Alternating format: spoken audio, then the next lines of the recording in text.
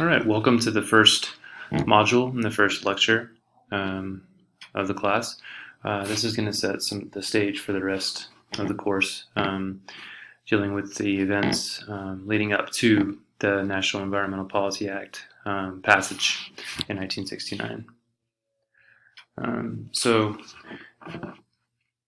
this was around the time of the passage of the National Environmental Policy Act.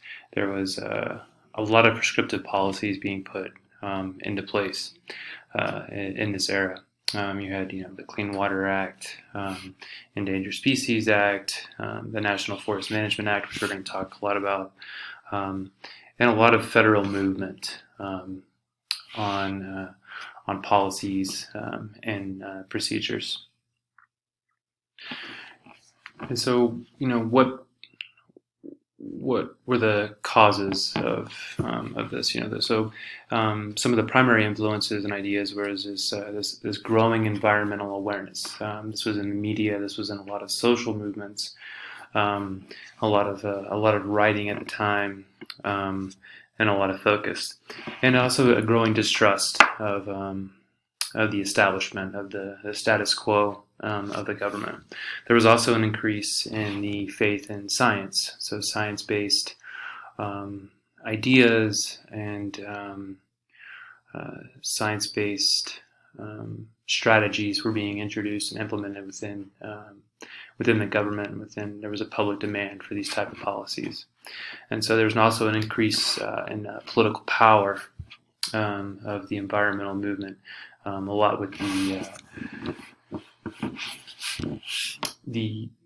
with Kennedy coming into office in the early '60s and continuing even into Richard Nixon's administration.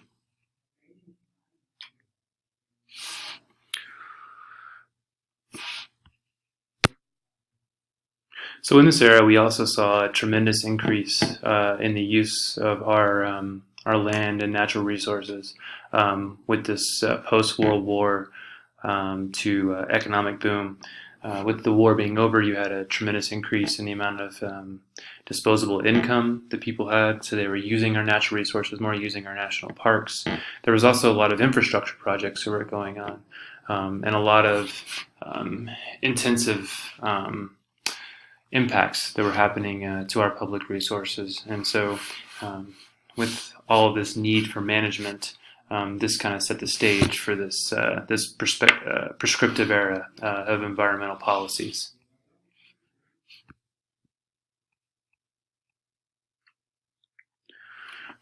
So there was a kind of a wide variety of these federal projects that were going on, and having you can see this terraced picture of the hills with forest land development. You also had a wide variety of federal projects going on. The interstate freeway system was being formed in this area. It was a massive undertaking that was going on, and it was causing demand for a lot of management strategies and also policies to be put in place for these impacts.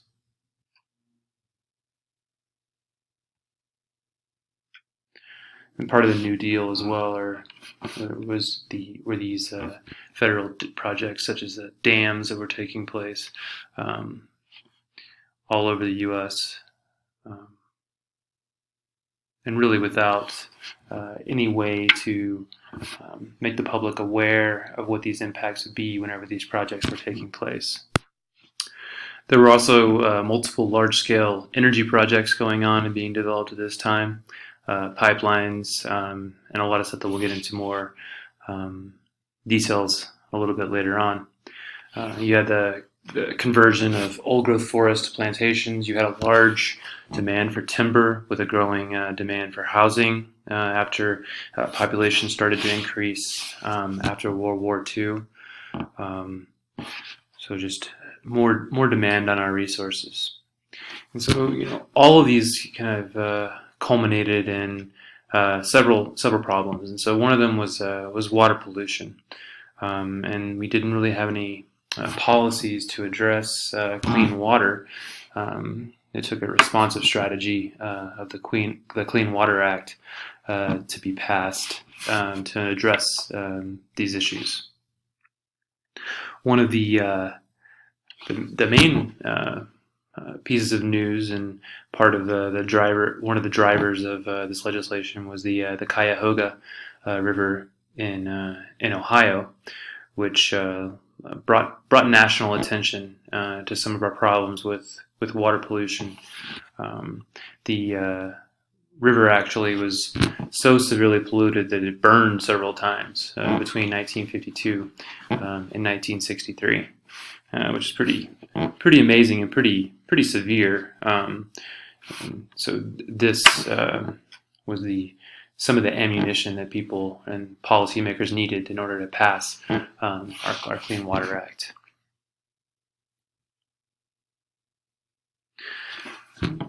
Another problem was air pollution, as air quality standards were decreasing, and people became more aware of the harmful effects, and some people were starting to see some of the harmful effects, which led to passage of air quality policies in the early 70s in this prescriptive area as well. Another major event that occurred during that time was the Santa Barbara oil spill in 1969, which destroyed marine life and an entire beachfront in California, and was also one of the main drivers of just more public awareness. Major catastrophes happen like that. It, is able to make the public on a more widespread account for these events.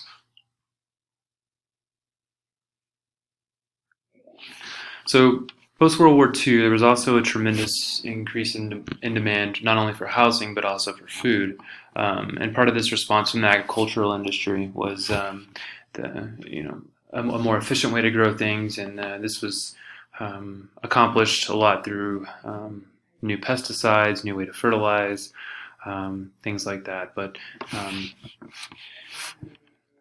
there was not any real regulation of those things, and so a lot of this was brought to the forefront by the research of Rachel Carson in her book Silent Spring, that was primarily based on the use of DDT as pesticides, and exposed some really negative environmental and health impacts because of these things. And so a lot of the policy was driven by a response to this research.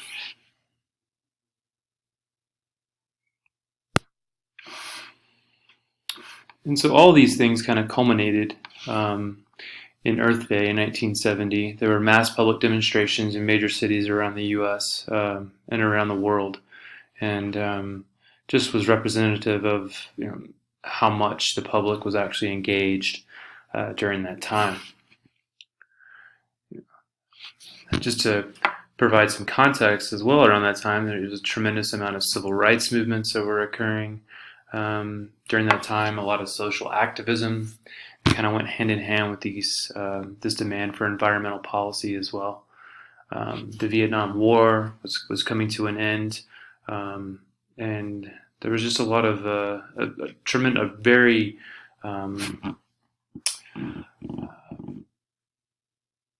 vibrant social activism culture going on at the time. But also it was a time where there was a tremendous advancement in the faith in science. This kind of idea of, if we can put a man on the moon, we can do anything, that we can trust in science.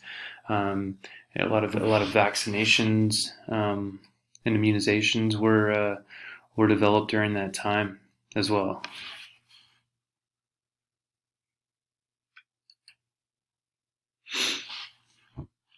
And this was also, responded in Congress. There was increased political power of environmentalists,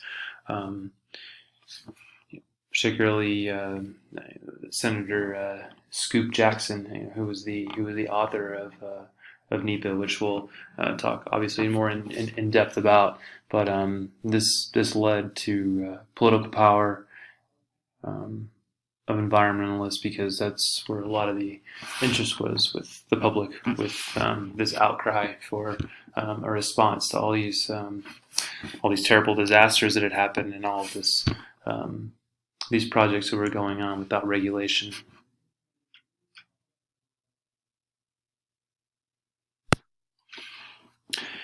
And then here are a couple of helpful reference books. They're not required for the course, but very helpful in referencing if you'd like to look them up. This ends the first part of the module. I will see you for part 2.